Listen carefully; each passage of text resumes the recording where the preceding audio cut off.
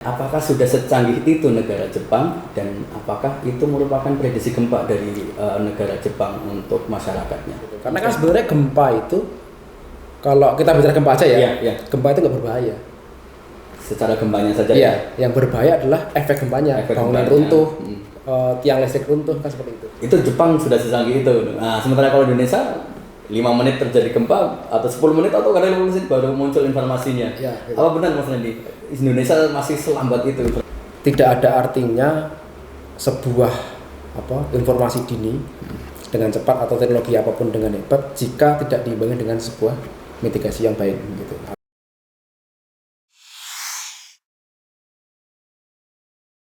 Assalamualaikum warahmatullahi wabarakatuh.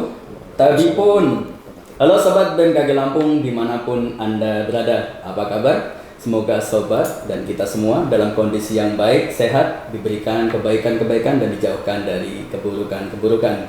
Senang sekali kami dari BMKG Lampung dapat kembali menyapa sobat BMKG Lampung, tentunya dengan acara yang kita tunggu, yang informatif, yaitu acara Kita Orang BMKG, Kita Tanya Orang BMKG Lampung.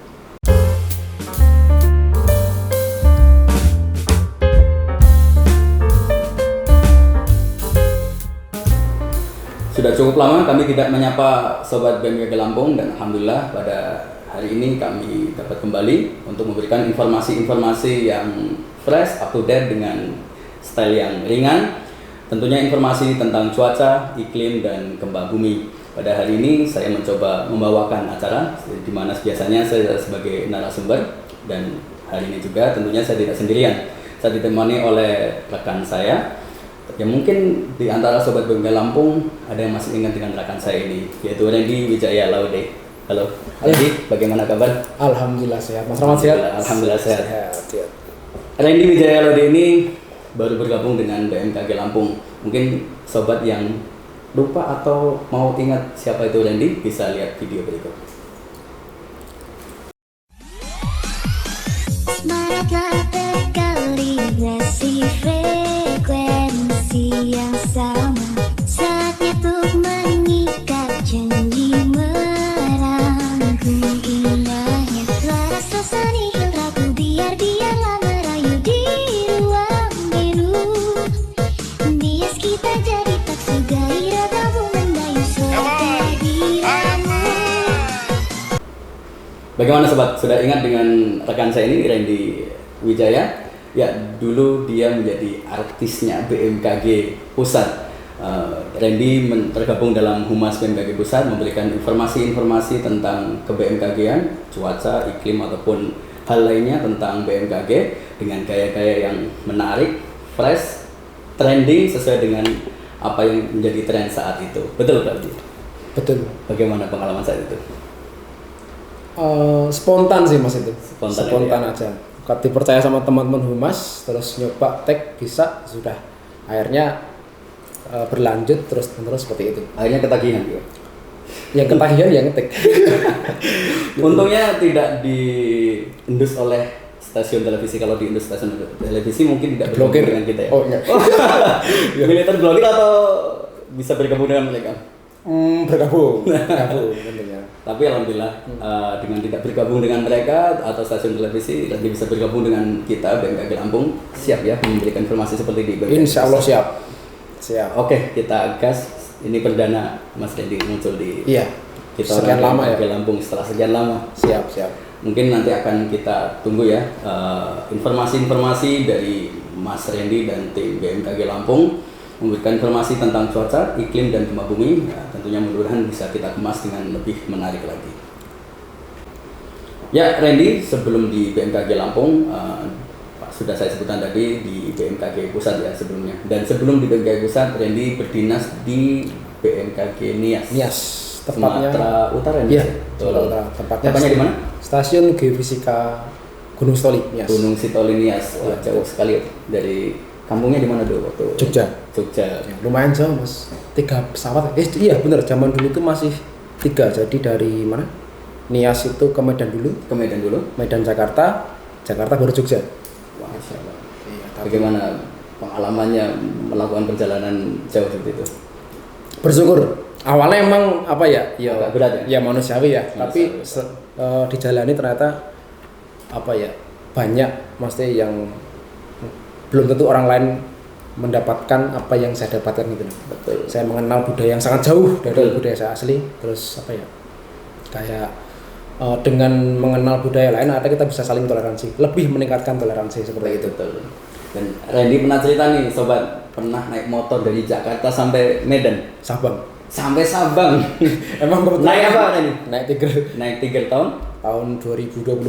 Sobat Bengkel Lampung, ada yang masuk dalam komunitas Tiger tahun 93 ya? Motornya Motornya ya. Tapi kan kalau klub Tiger itu kan tiap daerah masing-masing gitu mas. Betul. Ininya, apa berdirinya gitu. Kalau motornya emang tahun segitu gitu. Oh iya. Nah, kalau yang tergabung dalam komunitas Tiger mungkin bisa kontak Randy untuk bisa ajakin lagi, touring lagi keliling Sumatera. Siap, Karena Lampung mungkin belum banyak yang dikelilingi oleh Randy ya, karena baru ya di Lampung ya. Iya. Saya masuk Lampung itu November 2023. 2023. Ya, bener-bener ya. Sekali baru masih. Jadi pasti bener-bener saya di Lampung itu per November. Cuma kalau ke Lampung udah berapa kali itu lupa. Udah sering mungkin ya, cuman tapi nggak sering banget. Artinya ya lintas itu sedikit paham gitu. Tapi belum sempat meleli seluruh Lampung ya. Ya itu dia. Nah, mungkin bisa diajakin tuh untuk touring keliling Lampung, siap nanti. Siap. Wah, Kalau touring siap. Oke. Dan tadi disebutkan sebelum di Bengkai Pusat penempatan di stasiun Geofisika Nias ya, Gunung Iya, Sindari ya. betul. Berarti backgroundnya dulu emang ambil jurusan Geofisika. Geofisika betul mas. STMKG. Ya sama Geofisika di 4 Geofisika betul. Terus Oke. kurang lebih 4 tahun di Nias itu menjalankan tugas sebagai apa ya pengamat gempa ya. 4 tahun. 4 tahun. Kemudian dipercaya menjadi protokol Betul. di pusat. Oke.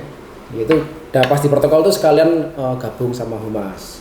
Gitu makanya bisa yang syuting itu karena kadang-kadang waktunya kosong bisa gitu Ambil syuting. ya setelah itu baru Dengan background geofisika, kebetulan sekali nih ada hal yang viral baru-baru ini, yaitu gempa di Jepang dengan kekuatan magnitudo 7,4 1 Januari ya. bulan ini ya, 1 Januari. Iya. Masih keras sekali. Mungkin Sobat Bengkel Lampung juga sempat menyaksikan ya, banyak video beredar tentang kejadian gempa di Jepang. Dan ada video yang menarik ya, yaitu video seorang wanita yang lagi streaming. Oh iya. Kemudian dia mendapat notifikasi melalui HP-nya, yaitu ternyata notifikasi itu adalah notifikasi tentang gempa. Dan saat notifikasi itu datang, belum terjadi getaran di tempat wanita itu streaming. Nah, kemudian setelah mendapat itu, kemudian wanita ini langsung pergi meninggalkan tempat streamingnya itu. Nah, beberapa lama, mungkin nggak sampai 30 detik kali ya, baru getarannya terasa di ruang streaming itu. Itu menarik sekali Randy. Iya. Pertanyaannya, apakah sudah secanggih itu negara Jepang, dan apakah itu merupakan prediksi gempa dari negara Jepang untuk masyarakatnya? Oke, yang pertama saya tekankan kalau itu bukan prediksi gempa. Jadi yang terjadi itu bukan prediksi gempa. Jadi kenapa wanita itu mendapatkan notifikasi, kemudian dia sempat keluar ruangan ya? Kemudian setelah beberapa saat baru gempanya terjadi. Jadi sebenarnya itu bukan prediksi kan sebelum gempa gitu kan. Jadi sebenarnya itu gempa sudah terjadi, cuma jarak lokasi gempa dengan si wanita tadi itu kan mungkin berapa kilometer gitu loh. Jadi gempa itu butuh waktu untuk menjalar sampai lokasi wanita tersebut. Nah, cuma karena di Jepang itu teknologi informasi ya untuk penyebaran itu sangat luar biasa. Jadi sebelum gempa itu sampai di titik si wanita tadi, informasi sudah nyampe duluan gitu. Berarti sebenarnya itu bukan prediksi ya. Kalau prediksi cuaca kan kita prediksi hari ini untuk hari besok. Nah, seperti itu. Kalau ini berarti bukan ya. Karena bukan. ini juga sesaat sekali ya. Iya. Mungkin itu informasi getaran pertama kan kalau di gempa itu ada gelombang P itu apa? Primer pertama ya. Nah, pertama, kemudian ada gelombang sekunder. Nah, itu secara umum gini, jadi gempa itu kan ada dua tipe, gelombang P sama gelombang S. Nah, gelombang S itulah yang gelombang yang merusak. Artinya gelombangnya itu ketika melewati kita itu yang biasanya pada umum dirasakan.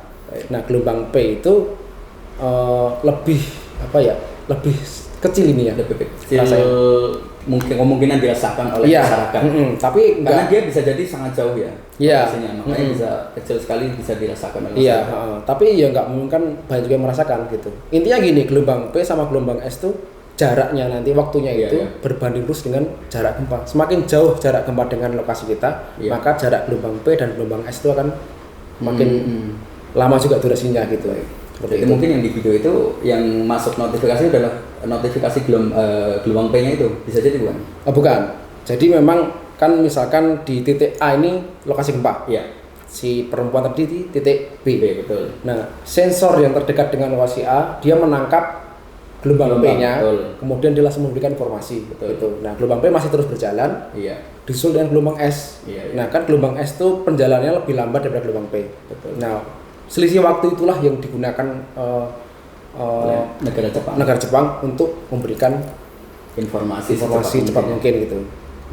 Mas Randy tahu nggak berapa cepat informasi di Jepang dari mungkin terjadi gempa sampai diterima oleh masyarakat? Kalau Sudah berkembang di Jepang. kalau informasinya kurang lebih sama, sekitar 3 menit. Tapi Sampai 3 menit ya? Iya. Atau bisa kurang gitu? bisa kurang. Tapi kalau yang tadi itu karena itu kan metode EWS namanya, Earthquake Early Warning System. Oke. Jadi itu sebenarnya digunakan untuk memadamkan PLN, Oh, iya. menghentikan kereta cepat. Betul. Pohon yang berarus tinggi atau yang berbahaya itu mereka akan otomatis padam ketika mendapatkan sinyal dari Oke. EWS tadi gitu. Sebagai tindakan pertama mungkin. Nah, seperti itu kurang lebih seperti mitigasinya. Respon cepat. Nah, seperti itu. Kalau saya pengalaman kumpul sama teman BNPB mungkin respon cepatnya. Iya gitu. Karena kan sebenarnya gempa itu kalau kita bicara gempa aja ya, Iya, iya. gempa itu nggak berbahaya. Secara gempanya saja. Iya, yang berbahaya adalah efek gempanya, Efek bangunan gempanya. runtuh, tiang listrik runtuh kan seperti itu. Jadi di Jepang mungkin mitigasi atau mengurangi korban jiwa atau kecelakaannya, yaitu mematikan peralatan atau Dengan mematikan. informasi yang cepat. Nah, seperti itu. Oke. Nah, negara-negara maju selain Jepang, apakah sudah sama teknologinya dalam informasi gempa ini? Dan negara mana aja yang sudah menerapkan informasi ini? Kalau menurut saya, sepengetahuan saya itu yang hampir mendekati itu Cina. Oke. Iya, Cina kan juga punya kereta cepat ya. Oke. Dia sudah sudah menginstalasi atau sudah menerapkan EWS tersebut. Betul. Gitu. Kalau Amerika? Amerika sih setahu saya belum. Oh gitu. Belum Cuman teknologi gempa mereka juga bagus ya? Bagus, Teknologi iya, gempa mereka bagus, juga ya? bagus. Betul. Oke. Dan yang menarik lagi di video tersebut di kolom komentarnya itu banyak yang mencolek BMKG ini, info BMKG. Oke, siap. Kenapa dicolek ini? Karena kata teman-teman atau teman netizen di kolom komentar itu Jepang sudah secanggih itu. Nah, sementara kalau di Indonesia 5 menit terjadi gempa atau 10 menit atau kadang 5 menit baru muncul informasinya. Ya, gitu. Apa benar Mas Randy? Indonesia masih selambat itu informasi gempa itu? Kalau menurut saya sih enggak. Iya. Kita sudah 3 menit itu sudah mengeluarkan informasi gempa tersebut. Iya. Sudah mengeluarkan di web itu sudah langsung muncul. Bahkan kurang dari 3 menit yang Bisa kurang dari 3 menit. iya, itu yang real time itu kalau salah di INA-TWS itu sudah bisa muncul itu langsung. Cuman dia masih berubah-ubah karena butuh pemutakhiran kan. Oke. Tapi insya Allah sebelum 3 menit itu data pastinya sudah akan disebarkan. Karena mungkin Indonesia sebenarnya sudah mengadopsi teknologi Jepang juga ya. Ada kerjasama nggak dengan Jepang untuk informasi? Kalau untuk yang EWS dengan Cina. Oh, malah dengan Cina. Ya? Cuman sekarang ini kan masih dalam pengembangan. Artinya masih prototipe loh. Jadi informasinya belum benar-benar berani disebar ke publik seperti itu. Tapi sebenarnya informasi itu sudah dalam jangka waktu 3 menit setelah terjadi gempa itu sudah tersebar ya masyarakat. Sudah. Oke, nah yang ditangkap oleh netizen itu 5 menit setelah gempa, setelah gempa itu sebenarnya informasi di mana itu? Mungkin Atau memang ada media yang memang media dari punya BMKG yang informasinya agak lambat itu ya? mungkin Instagram mungkin ya. Di Instagram Iya, ya? karena kan Instagram dipegang sama not by machine. iya, not by machine. Dia kan sementara ini masih by people gitu, masih orang yang adminnya itu masih orang yang jadi takutnya informasinya. kan nggak bener-bener dia harus Betul. memperhatikan HP terus seperti itu. Sampai kalau di web itu Di website ya? di website itu insya Allah sebelum 3 menit sudah Bisa. rilis itunya informasi Oke, gempanya. berarti informasi yang cukup cepat. Mungkin jangan mantau Instagram ya, karena dia adminnya masih manusia ya, manual manusia. Informasinya masih di push manual by manusia. Iya betul. Yang cepat tadi website. Website. Terus ada lagi? Mungkin Sebenarnya ada lagi ini. Kalau Twitter juga masih by manusia. masih by manusia By juga. manusia Belum juga. by mesin ya kalau Twitter. Twitter saya belum.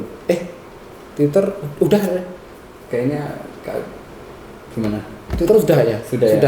Oke. cuma dia masih ada pemutahiran Twitter tuh. Masih ada pemutahiran. Iya, artinya masih bakal diupdate lagi untuk pemutahirannya. Kalau website itu website yang BMKG Go.id itu. Ya, nah ini dia nih. Oke, ini ya. Website umumnya seperti ini. Oke. Dia akan merilis yang langsung ibaratnya fix update-nya loh di sini. Lengkap dengan apa? Peringatan tsunami dan lain. Mungkin menyusul dengan itu yang skala apa ya? MMI-nya itu loh. Itu akan menyusul gitu. Nanti akan diinformasi juga skala MMI-nya juga di situ. Iya, seperti itu. Selain website ini ada website lain. Kalau nggak salah ada website Inatus ya, kerjasama BMKG dengan beberapa instansi ya. Betul. Itu informasinya juga cepat. Cepat juga, cuma dia kan apa ya? Kalau menurut saya misalkan saya jadi masyarakat masyarakat umum, saya lebih mengambil ke website yang BMKG. Karena itu lebih apa ya? Lebih informatif lah gitu. Iya. Seperti itu. Jadi andai kata maaf, misalkan saya awam gitu, saya lebih mengerti dengan yang website di BMKG umum seperti itu.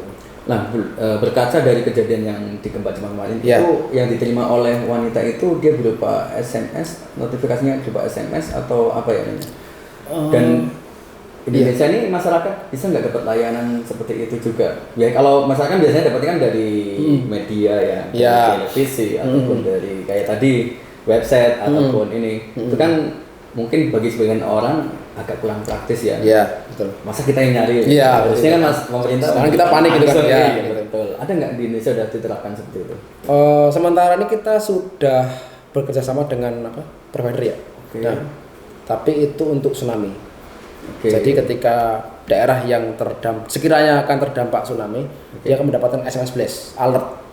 Jadi HP itu akan mengeluarkan sinyal atau bunyi-bunyian menandakan kalau dia harus segera evakuasi. Seperti itu. Jadi yang didapat oleh masyarakat bukan cuma SMS broadcast iklan-iklan ya. Iya. SMS gempa sebenarnya oleh pemerintah langsung BMKG sendiri sudah menerapkan ya melalui provider itu ya. Iya, bukan SMS sih. Kalau seingat saya itu kerjasamanya itu alert langsung. Jadi HP itu akan HP itu akan bergetar, akan berbunyi seperti itu. Oh gitu. Bukan SMS ya. Bukan. Mungkin seperti dialog box ya. Mungkin seperti itu atau seperti alarm gitu loh. Jadi ngerang seperti itu. Oh gitu. Saya pikir malah melalui SMS kalau provider itu. Mungkin SMS juga mungkin ya. Cuman waktu itu BMKG mengusahakan agar alert gitu loh. Kan alert lebih lebih orang lebih bakal langsung melihat. Sedangkan SMS kan takutnya ya nanti mau meminta pulsa. Gitu kan kita nggak tahu. Baik kan. Kemudian selain video wanita tadi di gempa Jepang tadi, diperlihatkan juga video orang muncul video kan bangunan. Nah, bangunan itu kok waktu gempa cuma goyang gitu kayak mungkin boneka goyang gitu ya. Iya. Dan jarang terlihat bangunan yang runtuh ya. Mungkin ada ya mungkin. Cuman mungkin yang terlihat yang tersebar di video itu jarang sekali. Malah kan cuma bangunan goyang-goyang. Itu apa itu emang bangunannya sangat kuat atau mungkin kalau yang saya tahu itu bangunan tahan gempa. Memang mereka udah menerapkan itu ya. Iya. Itu jadi cerita sedikit ya. Dulu saya kan lahir besar di Jogja. Betul. Jadi saya sempat merasakan gempa Jogja yang tahun 2006 kalau nggak salah. Nah itu. Jadi gede juga ya. Iya, itu kan yang banyak korban jiwa di daerah Bantul kalau salah. Daerah Bantul. Itu berapa tuh ya? 6, itu nggak terlalu besar, cuma karena Jogja itu kan dia sedimen. Tanah itu sedimen, jadi gelombang itu akan membesar gitu loh. Jadi ya udah banyak yang tertimpa bangunan seperti itu. Nah, di desa saya, waktu saya masih desa itu, itu di desa mana tuh? Di Kulon Progo. Oh, Kulon Progo. Kulon Progo itu masih desa itu. Alhamdulillah itu korban jiwanya hampir tidak ada. Karena kebetulan rata-rata rumah di desa kami itu kayu. Oh gitu. Jadi rumah kayu itu mengikuti getaran. Maksudnya dia mengimbangi kita untuk jadinya dia tidak mengimbangi dia. Jatuh seperti itu. Kemudian saya terus berjalan waktu saya masuk BMKG itu ngambil geofisika. Kemudian saya sering melihat misalkan karena saya geofisika ya, jadi saya sering mengulik itu kenapa di Jepang itu rata-rata manusia ketika ada gempa, ada tsunami mereka itu nggak sepanik Indonesia. Iya. Bahkan mereka ada yang santai di atas tower. Iya betul. Malah cuma memvideokan. Iya gitu. Awalnya saya berpikir itu orang-orang Jepang sudah teredukasi. Oke. Gitu. Ternyata ada juga video orang Indonesia yang tinggal di Jepang, ya kan? Dia juga melakukan hal yang sama. Dia keluar gedung dan itu gedung tinggi, dia memvideokan Mas Tahu ini gempa gitu. Oke, gitu. Dengan maksudnya dia tetap santai, tidak mungkin nggak yang terlalu panik gitu ya. Akhirnya saya terus sambil belajar mendapatkan informasi, ternyata memang di Jepang itu sudah menerapkan itu bangunan tahan gempa. Jadi di setiap lokasi itu kan karakteristik tanah berbeda-beda. Oke. Jadi bangunan itu menyesuaikan dengan karakteristik tanah di lokasi tersebut. Itu memang setelah gempa itu memang banyak muncul sih video-video teknologi bangunan di Jepang itu. Ya. Seperti ada permnya kalau nggak salah ya. Ya, gitu. Itu kan mengurangi apa ya? Amplifikasi. Apa amplifikasi mungkin banyak. Jadi amplifikasi itu adalah pembesaran gelombang. Oke. Nah, jadi gelombang ibaratnya gimana? Misalnya gelombang melewati bangunan. Kan bangunan ke atas gini. Oke. Semakin tinggi apa? Gedung atau bangunan, maka dia kan makin besar amplifikasinya, goncangannya. Nah, itu mungkin di bawah itu dikasih peredam dan lain-lain supaya si gedung itu tidak benar-benar membesarkan gelombang yang lewat. Itu yang pertama. Yang keduanya, amplifikasi kan terjadi karena adanya resonansi. Nah, resonansi kan ikut bergetarnya sebuah benda karena benda lain yang bergetar, seperti itu. Jadi caranya bagaimana? Itu mengetahui karakteristik tanah di lokasi tersebut. Ketika sudah ditahu karakteristiknya, maksudnya resonansinya, frekuensinya berapa, nah diusahakan bangunan tersebut jangan sampai sama frekuensinya dengan lokasi tanah tersebut. Artinya supaya jika ada gelombang dia nggak terjadi resonansi atau amplifikasi seperti itu. Menarik sekali. Nah, tadi disebutkan di Kulon Progo dengan rumah kayu itu meminimalisir ya adanya korban atau bahkan rumah yang roboh minimal ya di range itu. Mungkin itu salah satu rumah tahan gempa di Indonesia. Bukan kalau itu. Kalau itu saya katakan bukan. Mungkin apa ya? Karena kayu itu kan dia ini elastis gitu. Artinya dia ketika digoyang memang dia bergoyang, tapi tidak copot dan lain-lain seperti itu. Kalau bentuknya semen bata kan bisa hancur ya. Kalau kayu itu kan dia karena panel-panel kayu batang-batang. Ini bukan artinya nggak boleh menggunakan semen atau bata, tetap boleh. Cuma kan itu tadi. Mungkin aplikasi di Indonesia bangunan tahan gempa di Indonesia sendiri sudah banyak belum ya? Nah, perkembangannya bagaimana? Yang saya tahu ya kalau untuk gedung-gedung itu yang jelas sih, jelas banget ya, gedung pusat BMKG.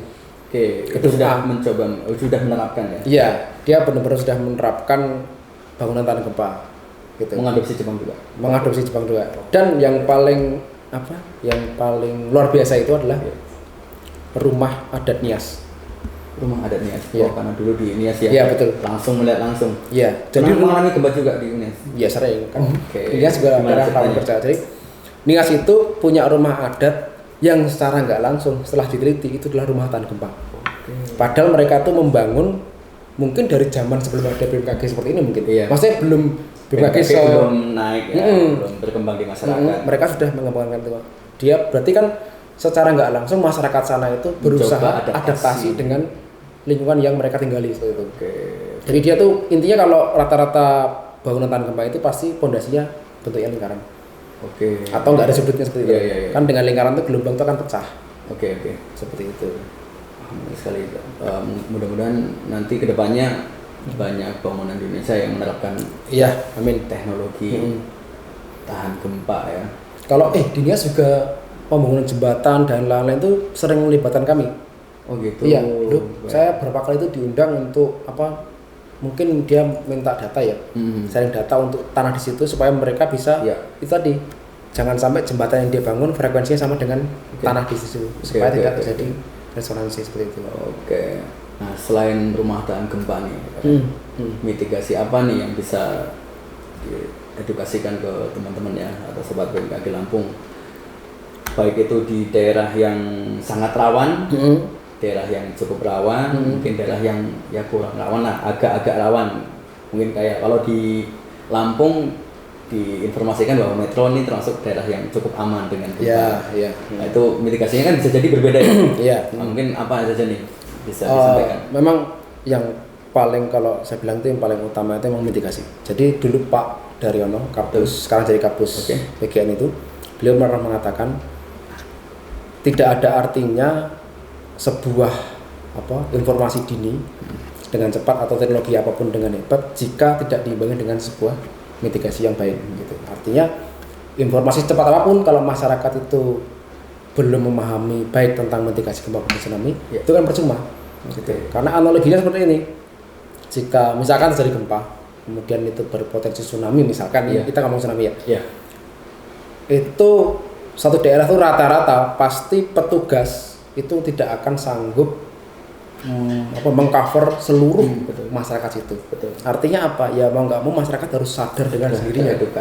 Teredukasi dengan mereka mau belajar. Ya, seperti mungkin di Nias tadi adaptasi dengan lingkungannya. Lingkungan kalau Nias itu kan gempa, kalau di Sumelu ya atasnya Nias itu mereka tsunami. Mereka adaptasi dengan tsunami. Mereka tuh ada adat jika ada air turun, mereka tuh ada, saya lupa teriak apa gitu. Itu artinya teriakan itu menandakan kita menjauh dari lautan. Maka dulu waktu tsunami Aceh itu Pulau Simelu kan dekat tuh dengan Aceh, tapi korban jiwanya sangat minim karena mereka sudah ada adat seperti itu. Jadi dari zaman dulu mungkin ya mereka sudah beradaptasi seperti itu. Terus kemudian untuk yang daerah yang mungkin cukup rawan atau kurang rawan, kalau menurut saya tetap harus teredukasi juga. Iya, teredukasi juga. Minimal mengetahui daerah mana yang rawan. Andai kata kita ke situ itu kita tahu misalkan terjadi gempa, mereka harus bagaimana loh, seperti itu. Yang mungkin yang simpel apa kan mitigasi yang paling simpel. Paling simpel jangan panik. Iya. Itu jangan panik itu. Pernah kan kejadian tuh gini. Kita waktu ada rapat rakornas di sebuah hotel itu. Kemudian ada gempa bumi. Jadi itu rasakan orang-orang BMKG lagi rapat di gedung ada gempa bumi. Dan hebatnya waktu itu nggak ada satupun orang BMKG yang panik. Baik. Mereka gempa duduk. Terus apa yang dilakukan? Ketika sudah selesai baru mereka turun. Kalau nggak salah di video kan suruh bersembunyi di meja. Ya itu kalau getarannya kuat seperti itu. Kalau ya mungkin karena udah terbiasa mungkin ya. Ini pelan ya udah. Tapi pas kita lihat keluar ternyata mereka udah berhamburan gitu loh. Nah itu salah satu mitigasinya yang kita pahami jika terjadi gempa yang kuat kita dalam gedung yang tinggi. Usahakan jangan dulu langsung turun. Mungkin bersembunyi di tempat yang aman. Ya, masuk ke kolom meja. Atau kalau bahasa kerennya itu Three Angel of Life. Ya, apa di triangle segitiga. Ya, karena sudut-sudut itu biasanya paling kuat. Bangunan paling kuat itu sudut. Di sudut-sudut bangunan. Karena kan sudut bangunan kan ada coret. Ada. Seperti itu. Sampai gempanya meledak baru kita keluar. Karena banyak kejadian gitu ketika keluar ketimpa apa. Atau kejatuhan apa gitu. Butuh dilatih sebenarnya untuk tidak panik itu butuh dilatih ya. Butuh dilatih itu. BMKG punya program ya kalau masalah untuk masyarakat ya, untuk melatih itu ya. Ada. Memberikan informasi gempa, melatih masyarakat harus apa nih kalau ada. Iya, SLG Sekolah lapang gempa.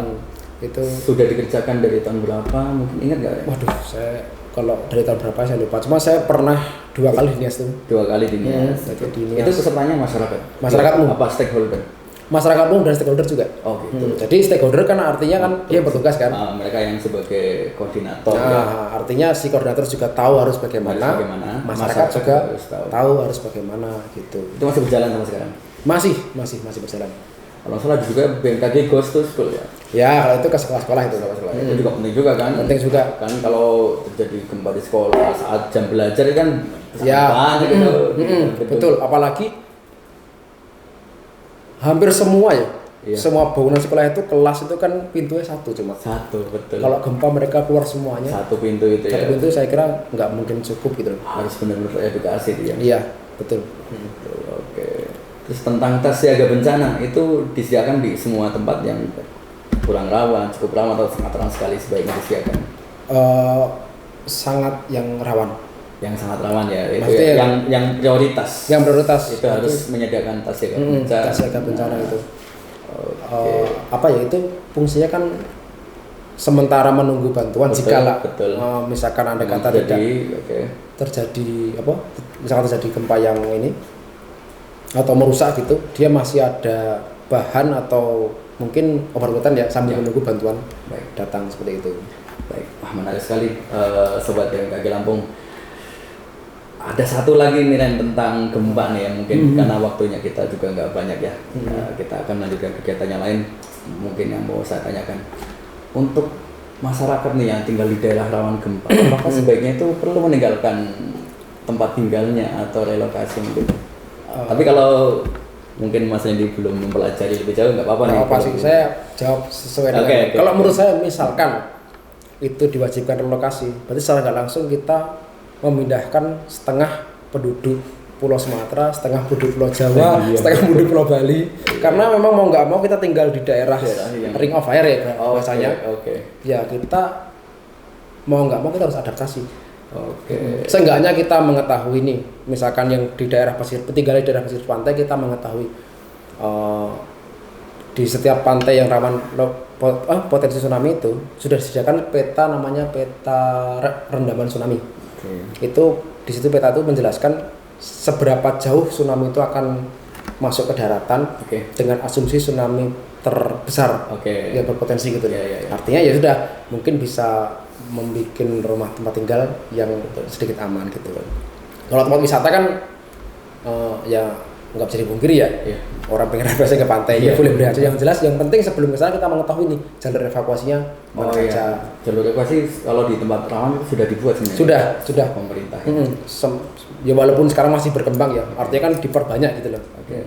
Sama contoh lagi nih, di Nias, di Semelu itu kan juga daerah yang rawan gempa, sangat rawan. Apalagi dari pulau kecil kan. Iya, pulau kecil. Dan nyatanya masih ditinggali ya. Masih kehidupan masih berjalan dengan lancar. Artinya tidak perlu ditinggalkan seperti itu. Kecuali memang pemerintah sendiri memberitahu atau merencanakan relokasi dari pemerintahnya ya. Iya gitu. Berarti kan artinya itu memang kebijakan. Artinya kan berarti kan memang benar-benar sudah tidak memang itu memang sangat tidak layak sekali ya. Seperti itu. Sangat baik sekali gitu ya. Baik sobat BMKG Lampung, obrolan kita menarik ya tentang gempa di Jepang yang terjadi baru-baru ini. Jadi sangat penting sekali bagi kita semua untuk teredukasi ya. Kita baik dari BMKG-nya, dari pemerintahnya memberikan edukasi, masyarakat juga kalau bisa punya kesadaran untuk bisa mempelajari apa-apa saja yang harus dilakukan saat terjadi gempa, apa-apa saja mitigasi-mitigasi yang harus dilakukan yang tinggal di daerah yang rawan gempa atau cukup rawan gitu ya. Itu sangat penting sekali, dan mudah-mudahan nih perkembangan bangunan di Indonesia bisa lebih tinggi ya, menerapkan bangunan-bangunan tahan gempa gitu ya. Randy, mungkin untuk obrolan sore ini atau hari ini cukup dulu. Mudah-mudahan bisa informasinya bisa tersampaikan oleh ke masyarakat atau sobat BMKG Lampung. Ini karena waktu ya? Ya, karena sebenarnya saya akan balik nanya sebenarnya. Mungkin next time bisa. Mungkin next time aja. Siap. Kita ngobrol lagi. Apa mau tanya nih? Ya kan saya kayak orang geofisika nih. Betul. Sekarang saya di meteorologi. Ya kan saya menggempur pertanyaan tentang meteorologi gitu. Bukan menyudutkan ya, tapi saya juga pengen menambah lebih dalam wawasan tentang meteorologi khususnya di Lampung gitu. Nanti kita coba bikin obrolan lagi ya. Siap. Kita sapa lagi sobat BMKG Lampung dengan program Kita Orang BMKG Lampung. Kita orang BMKG Lampung. Baik, sobat BMKG Lampung, mungkin untuk obrolan kali ini kita cukupkan dulu, Randy dan sobat sekalian. Mudah-mudahan obrolan singkat ini mempunyai manfaat yang memberikan arti atau memberikan wawasan pengetahuan bagi sobat sekalian. Terima kasih atas waktunya bersama kami. Mudah-mudahan ini bisa menjadi teman aktivitas sobat sekalian. Sampai jumpa di Kita Orang BMKG Lampung berikutnya. Wassalamualaikum warahmatullahi wabarakatuh.